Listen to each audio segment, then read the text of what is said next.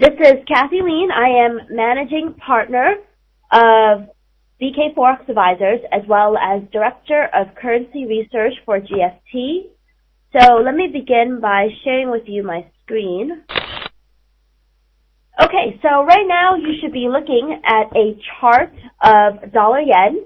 There's a lot to talk about today, and the topic of our conversation is how to turn volatility into opportunity. First, we're going to start off by talking about the intervention from the Bank of Japan last night. Then we're going to cover all of the major event risks that's coming this week and what to expect for currencies. And then, in these highly volatile markets, how you could actually trade. So with that, we are looking at a dollar yen chart, and we'll just go ahead and talk a little bit about what happened last night. I had some questions on Twitter as well as sent to my email box about whether this intervention is going to work, whether the BOJ is going to come in again. So we're going to address that. As you can see from this chart here, we had a really nice, powerful move in dollar yen overnight. The Bank of Japan came in pretty much as soon as dollar yen touched a new record low below 75.60. We had dollar yen rally about 300 pips, which is actually almost 400 pips, which is exactly the type of movement you would see with Bank of Japan intervention. So the reason why the Bank of Japan intervened is obviously because the yen had become very, very strong. It rose to a record high against the U.S. dollar, and as a export-dependent country, Japan suffers a strong yen. It had been some market had been looking for BOJ intervention, but they held off, and it really was relatively peculiar to a lot of people who are watching the markets. The reason is because they're intervening just days before the G20 meeting, and they're also intervening just days before the Federal Reserve meeting. Now, the reason why that is a bit peculiar is because normally what people would expect is for the Japanese government or Japanese officials to go to the G20 meeting, try to convince some of their international counterparts that they need help in intervention. If they fail, then they would come out and intervene in the markets by themselves. If they succeed, that would obviously be, much more spectacular joint intervention. But the fact that they came into the markets to sell yen and buy U.S. dollars before the meeting certainly suggests that they believed they had zero chance of convincing their international counterparts like the Federal Reserve, the ECB, the BOE to join them in intervention, which is why they felt so compelled to come into the markets by themselves today. So the next question becomes, will this round of intervention work? Well, one way to answer that question is to look at how the currency has performed in recent interventions. So what I'm going to do right now is I'm going to just kind of show you a daily chart of dollar yen and just walk through the interventions that we've had this year. Actually, from September of 2010, this is actually the fourth round of intervention. So taking a look at this dollar yen chart, what you'll see, let me just kind of move my chart a little over. Alright, so the most recent round of intervention came pretty much in August. And Tudor Jones just wrote that BOJ is not stronger than the market, which it was certainly true in August. Because if you take a look at this chart here, and hopefully you can see my dollar yen chart, and I'm pointing to August. If you cannot, let me know and I'll refresh my screen. But as you can see here, when the Bank of Japan intervened in August, pretty much 24 hours later, the dollar yen started to sell off once again. And on the day of intervention, we had a nice little pop higher in dollar yen, about a 1.61% rally. But 5 days later, dollar yen had actually fallen or was lower by 2.92%.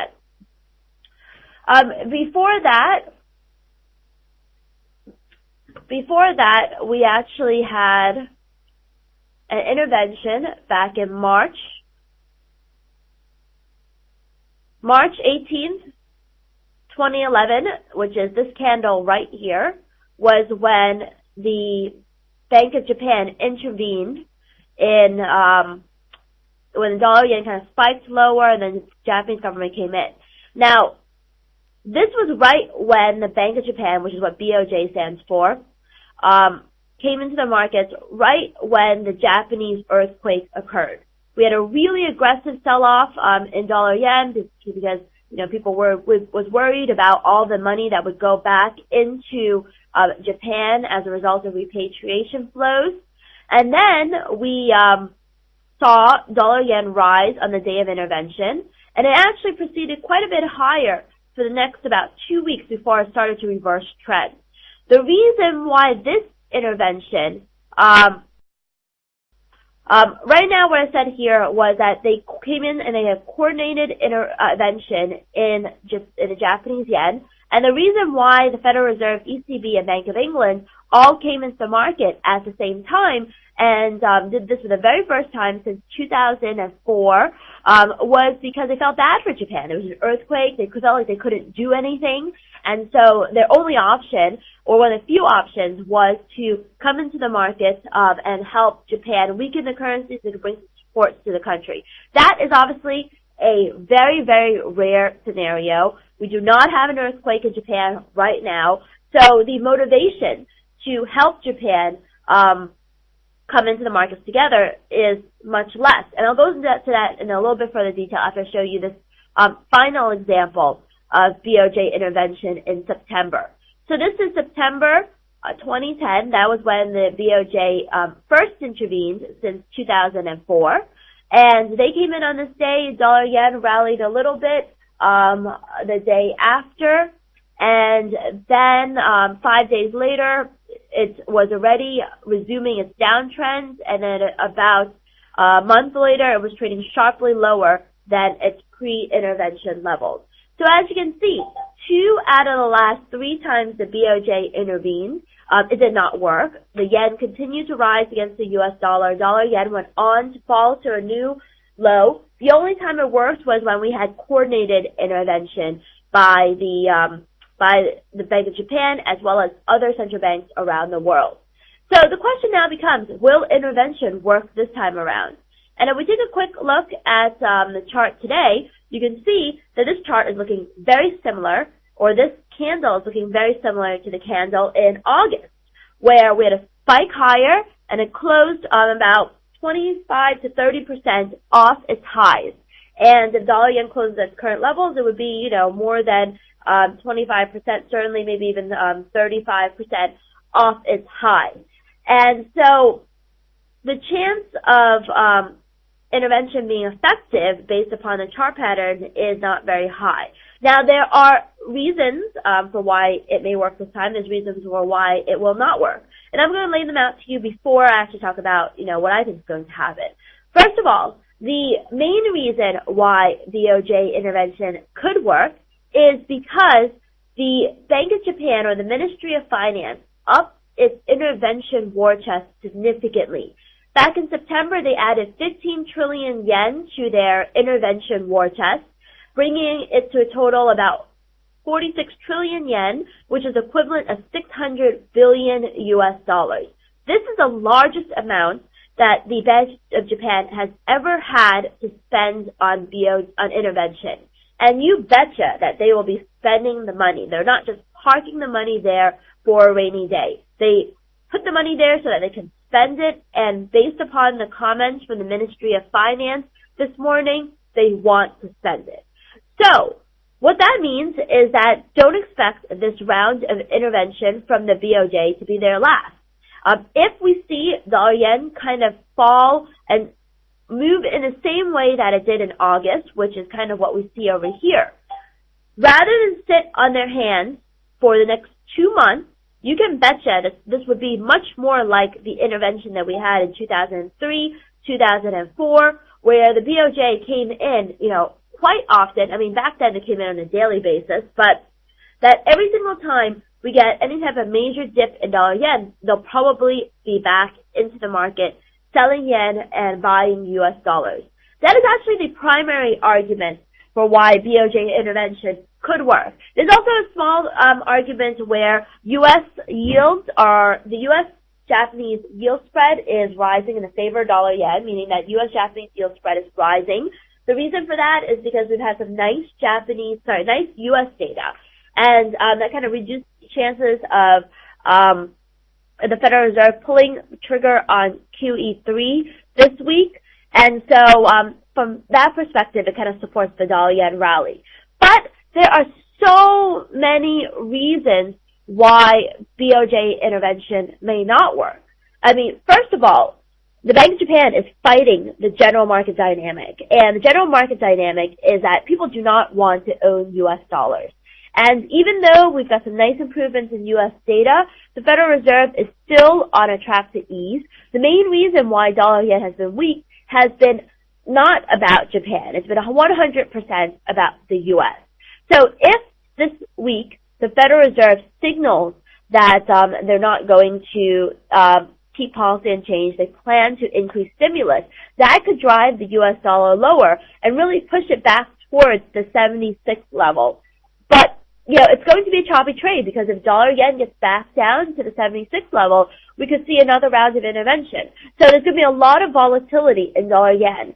And that is why, the kind of tactic that I'm going to talk about later will be so important in helping you to turn volatility into opportunity. But at the end of the day, I don't think this intervention is really going to be all that effective. I don't really expect dollar yen to go down to 70, for example, but I do expect kind of a little bit of the August price action that we have.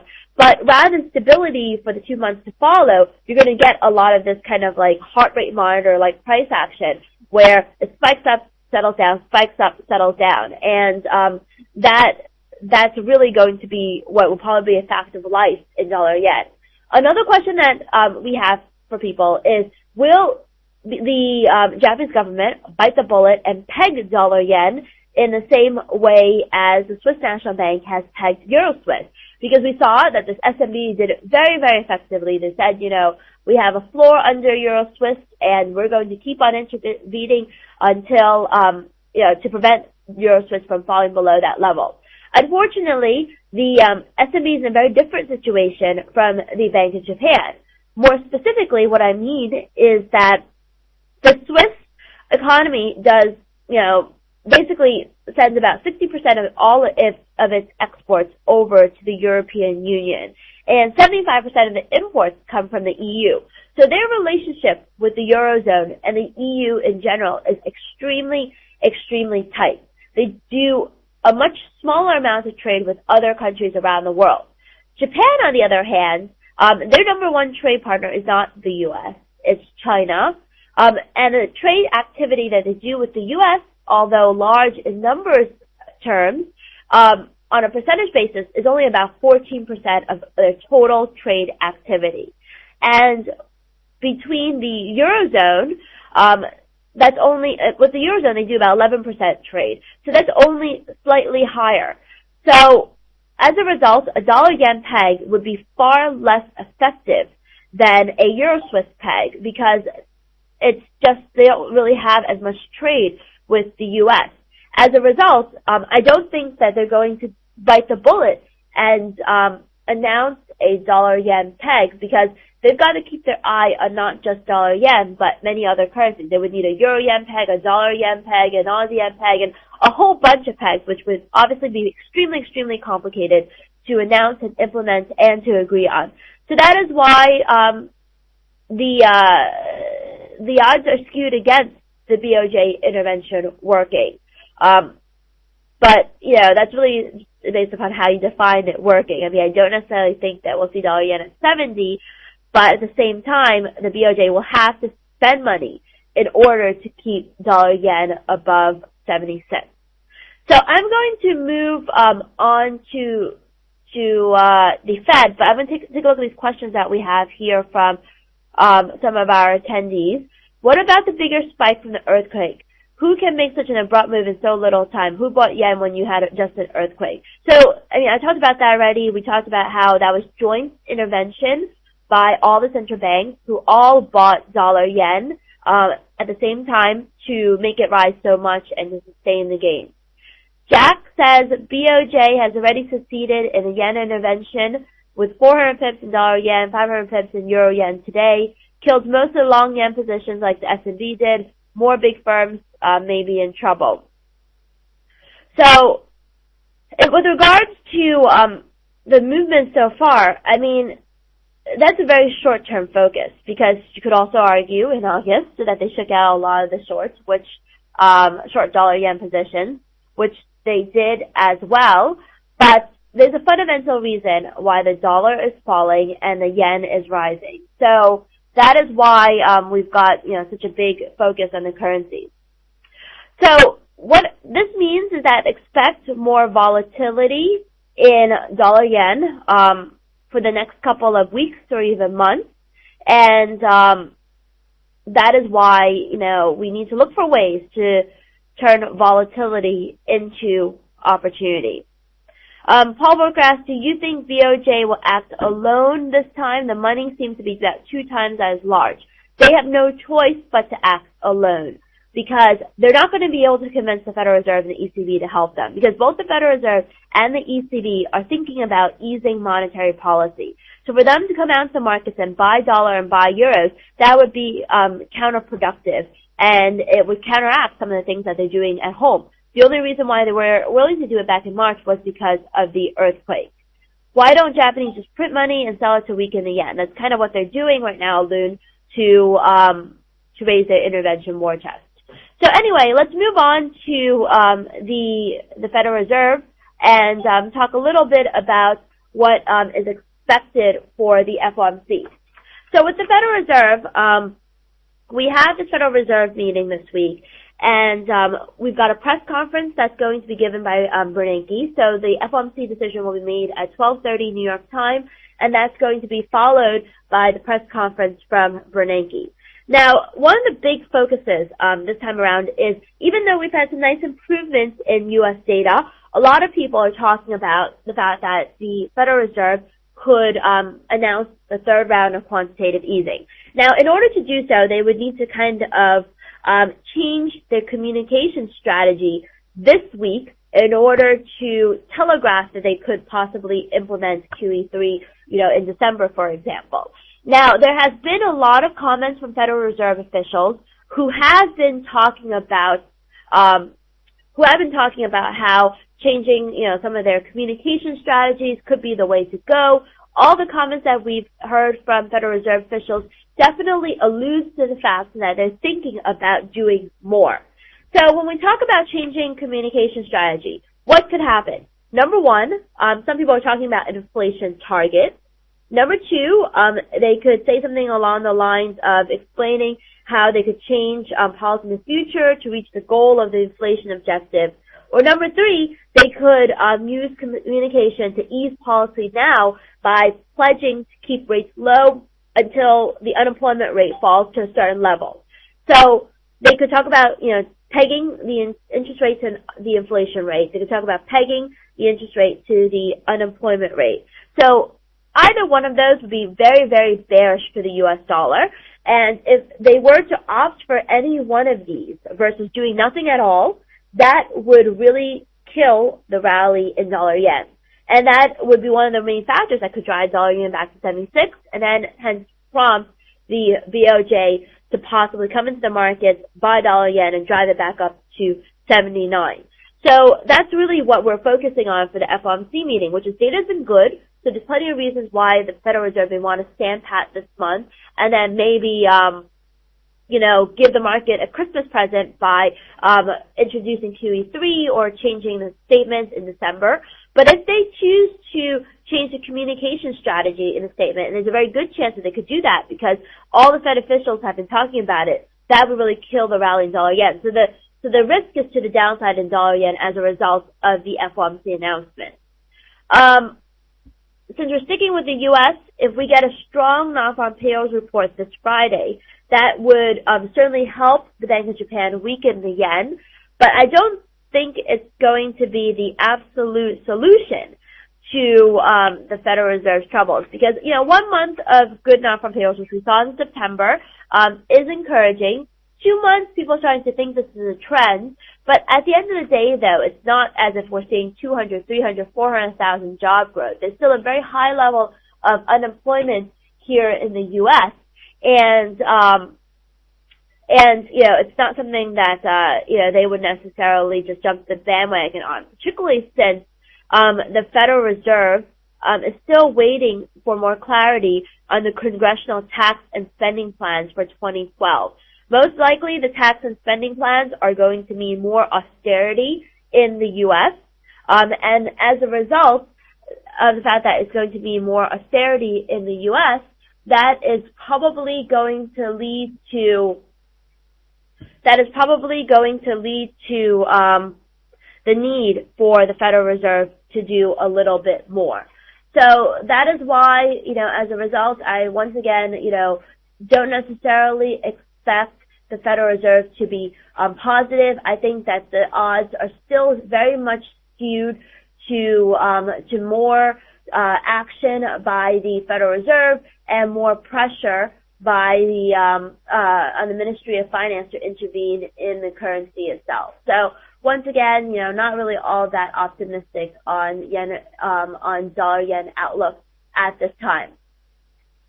Okay, so let's move on to another thing that I think is going to be very interesting, and that's going to be. I actually have a question here. When did BOJ publish how much money they poured into dollar yen on Twitter today? So the MOF will disclose its intervention transactions for October, probably later tonight, but the outstanding FX reserves as of the end of October will be released on November 8th. But these data reports will not include, unfortunately, today's intervention, which will only be settled in 2 trading days' time. So the report numbers won't be released until the middle to the end of November. Okay, so let's talk a little bit about the ECB, because both the FOMC and the non-farm payrolls report will probably trigger quite a bit of volatility in the euro dollar and in dollar yen, because there are so many unanswered questions. Now, with regards to the ECB, it's really going to be a baptism of fire for the new ECB president, Mario Draghi, because he is inheriting the post of ECB head at a very precarious time for the Eurozone and the global economy. So there's going to be a couple things that we're looking at. Based upon how Eurozone economic data has performed, particularly the PMI numbers, it tells us that the ECB needs to lower interest rates. They need to cut interest rates by 25 basis points, and there's a very good chance that they will. Because not only have we seen the data been weak so far, and let me just pull up a chart of euro-dollar, and I'll refresh the screen so we can look at the euro-dollar real quick. And I'll talk about the technical outlook for the euro-dollar in a second. But this is a chart of the euro-dollar. About the euro-dollar itself, the ECB needs to cut interest rates. And it talks a little bit about how the PMI numbers have been very soft.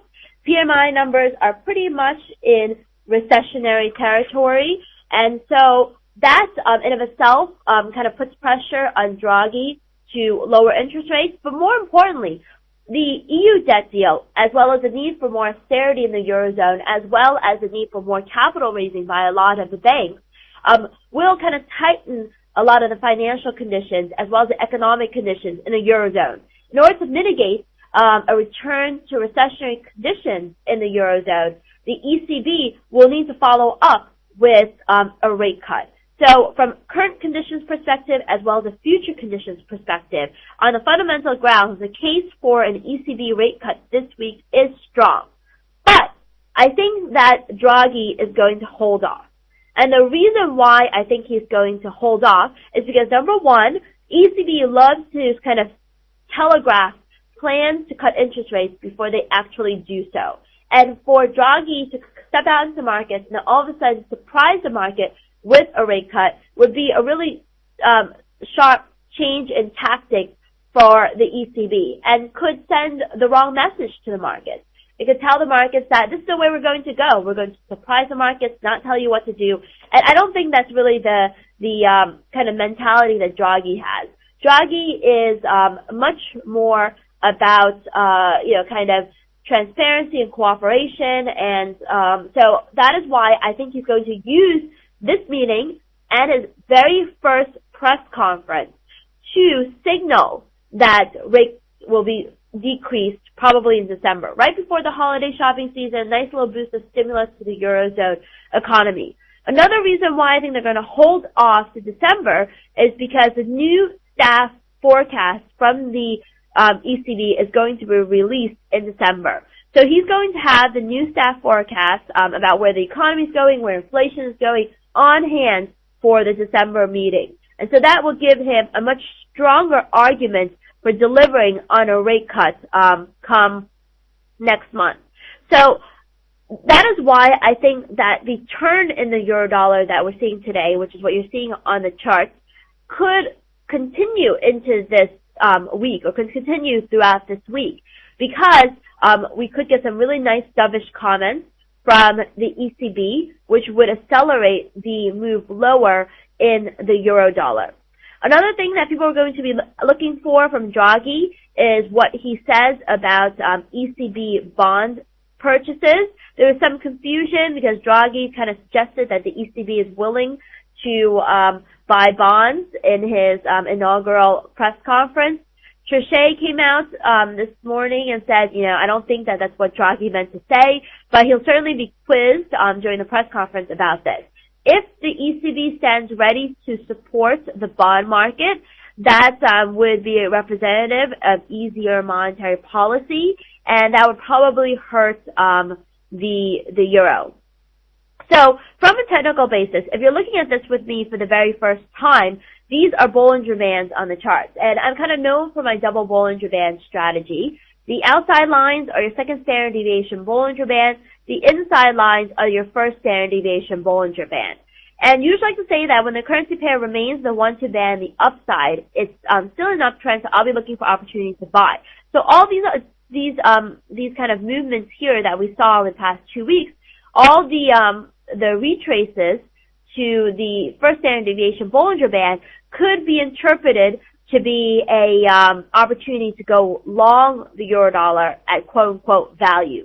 Now the euro dollar chart has obviously not closed today, so or the euro dollar candle hasn't closed today. I would wait for it to close to kind of make a more definitive statement about where I think whether the euro dollar is actually going to break its uptrend. But if we were to close anywhere below 139.75, I think that we would have a more significant turn in place in the euro dollar, and that we could possibly see a move down towards these support levels here at 136.50.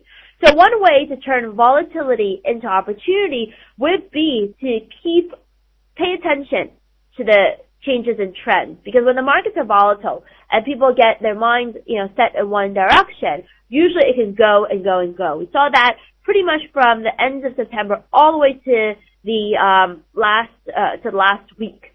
So for this whole part here, since we remained, despite all the volatility, since we remained in the 1-2 band in the upside, that I would still be looking for opportunities to go long dollar yen.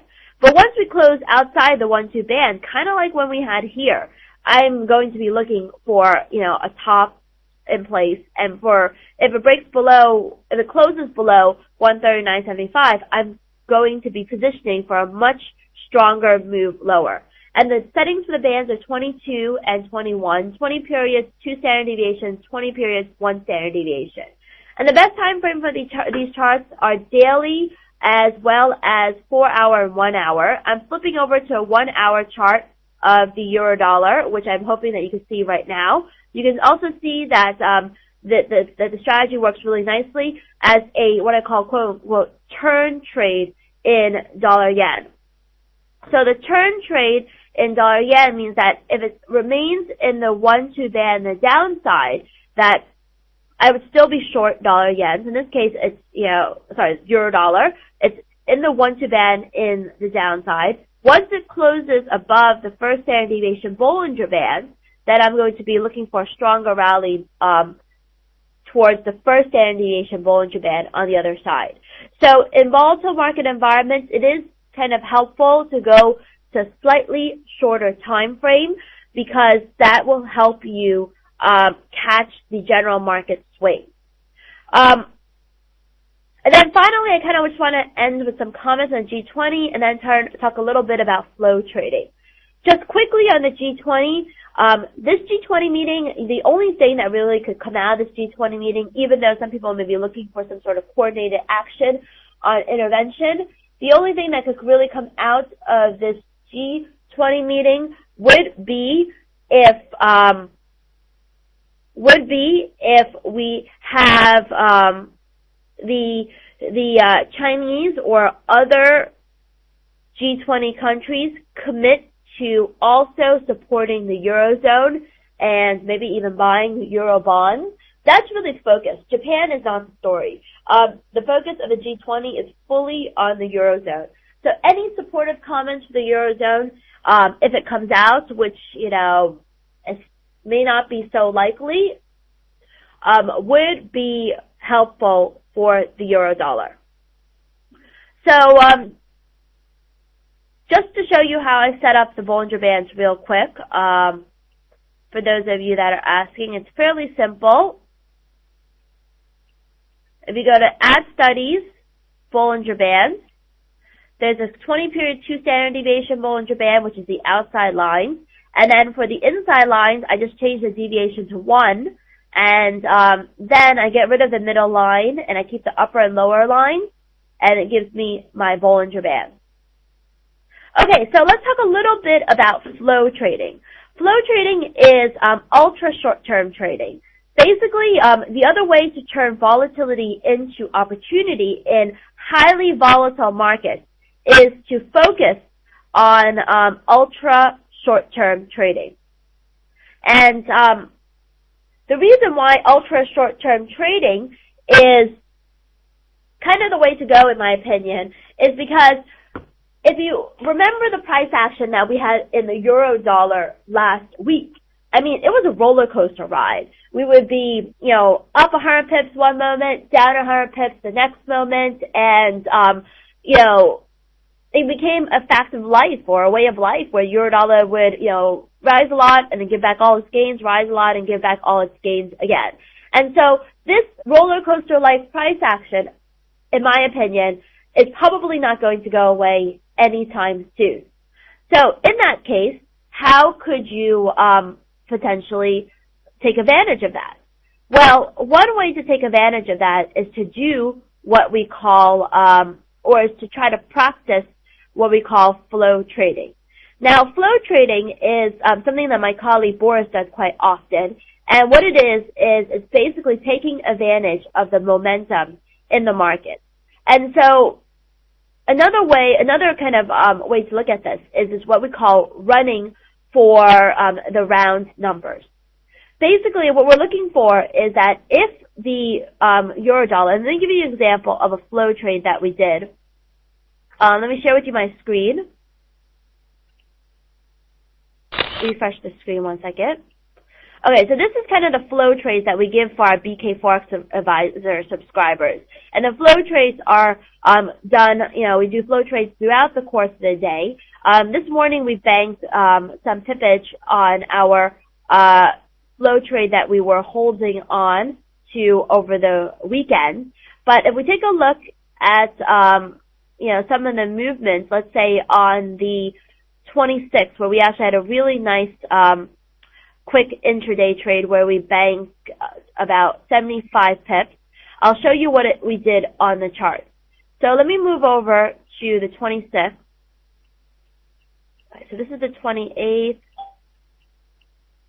27th, okay, 26th. Alright.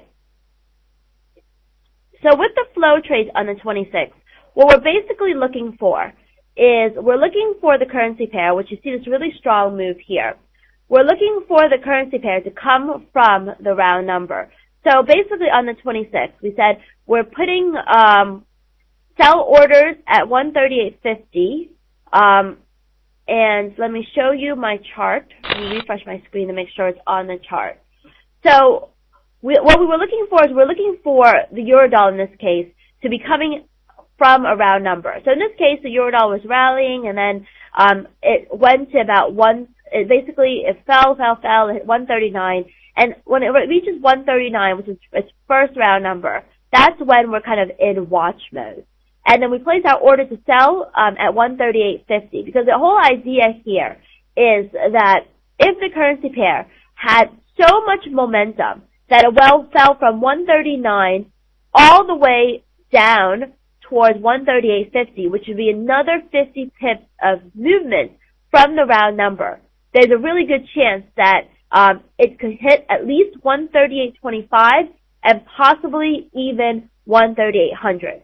So what we did with our flow trades, let me kind of refresh the screen to make sure you're looking at our Twitter page, is we put sell orders at 138.50. First target is 138.25. When that hits, we move our stop to break even, targeting the round number on the other side. And you can see here that, we had 138 hit on the flow trade, and I'll show you that on the chart as well.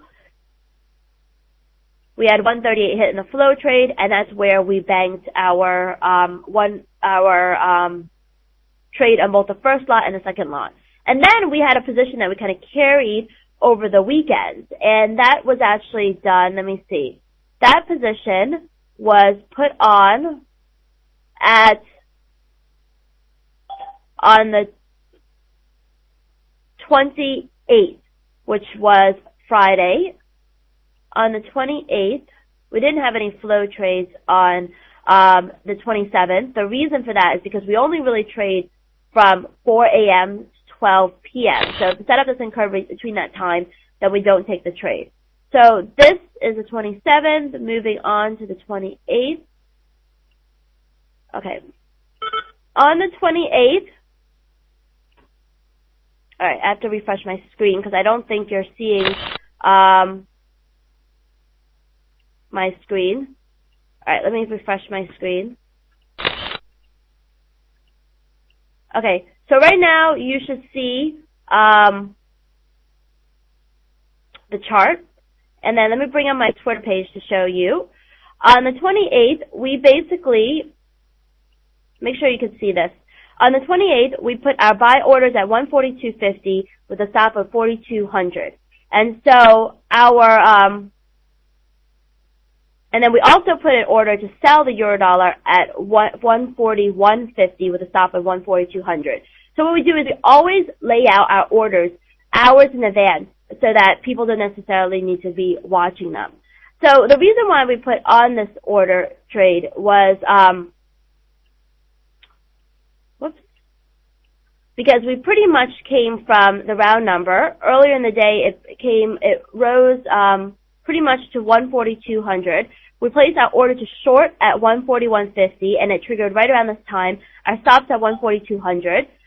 We carried the position over into the weekend, and then we banked our target at 141 during the morning session today. Now, of course, past results are not indicative of future results, but that just shows you how we trade the round numbers in the Eurodollar.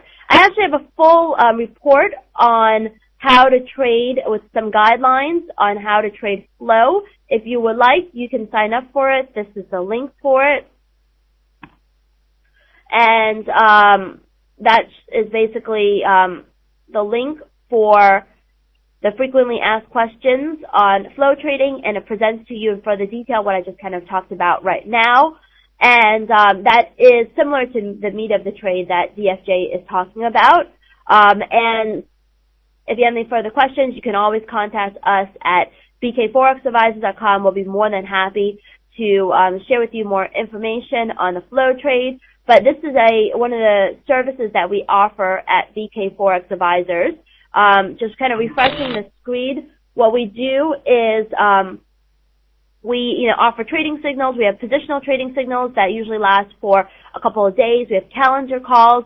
We also have Twitter-based trading signals, as you can see on this page here, which is a relatively new addition to the product. And that means that, we're producing sometimes 2 to 3 trade alerts on an intraday basis, depending on how active the markets are. Trade signals here, as you can see here, it's between 4 a.m. to 12 noon New York time, so there's a lot going on. And if you're interested, once again, visit our website at BKForexAdvisors.com, and we'd be more than happy to provide you information on our services. So with that, and thank you, Technology, for giving a nice little endorsement for our product.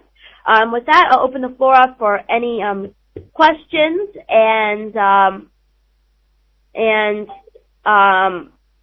we do have a promotion going on. Let me send you the link. It's a promotion on our. Let me just send you the link, and you can take a look at it. But in the meantime, please ask any questions and about the markets or anything in general, and I'll be more than happy to answer your questions about this. I'm not too sure if the session is recorded. Hopefully, maybe one of the FX Street admins can talk about it. And I also encourage you to follow me on Twitter, because I'm talking about the markets and the BOJ constantly and throughout the course of the day. So the first question that we have is, where do you see the euro dollar going till the end of the year? Well, with regards to euro dollar, I think by the end of the year we'll probably be trading higher than where we are trading now, probably around the 142, 143 area. And the reason for that is because I think that a lot of the details on the EU debt deal is going to be hashed out by then. So that's going to lend, much more support to the market. So with the Bollinger Bands, in terms of setting up the Bollinger Bands, the 20 period 2 standard deviation and 20 period 1 standard deviation. Let me see if I can refresh my chart to show you this again. So you right click, or whatever charting package you are using, you choose Bollinger Bands. Oh, sorry about that. Let me do that again. You choose Bollinger Bands, and the outside lines are basically 20 period 2 standard deviation Bollinger Band. You apply those to your chart, and then after you do that, you would add in another set of Bollinger Bands, and your 20 period, I would change 2 standard deviation to 1 standard deviation, and you can apply that to your chart as well. I don't use pivot points personally, but does that necessarily mean that they're bad? Everyone uses different things to trade. Our preference has always been to trade using the Bollinger Bands and to trade flow. Any other questions? So I post information. I write all the time for fx360.com, and you can always follow me on Twitter at Kathy Lien FX. That's my handle, and I'm tweeting throughout the course of the day. Okay, with that, our session is over. I thank you so much for participating. I hope you felt that it was a valuable session, and hopefully I'll get to speak to you next month. Thank you.